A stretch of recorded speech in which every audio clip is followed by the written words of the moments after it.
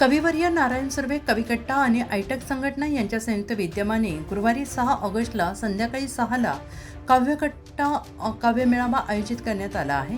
6 नाशिककरांचे बळी घेणारे शहरातील खड्डे राज्यभर चर्चेचा विषय ठरले आहेत. राजकीय नेते, संघटना यांनी आंदोलनाचा पवित्रा घेत महापालिकेला खिंडीत गाठलं आहे.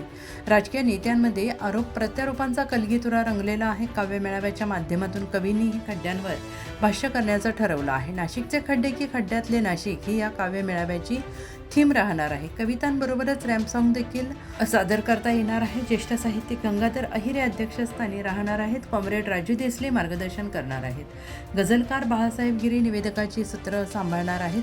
सिडकोतील राजे संभाजी स्टेडियम जवळ असणाऱ्या कविवर्य नारायण सुर्वे सार्वजनिक वाचनालयात हा काव्य मेळावा रंगणार आहे. तुमच्या भागातील प्रत्येक बातमी पाहण्यासाठी तसेच अशाच ताज्या आणि विश्वासार्ह घडामोडींसाठी उत्तर महाराष्ट्र न्यूज नेटवर्क सोबत जोडलेले रहा. सोबतच फेसबुक, इंस्टाग्राम आणि यूट्यूबवरही आम्हाला लाईक आणि शेअर तसेच सबस्क्राईब आणि फॉलो करायला विसरू नका.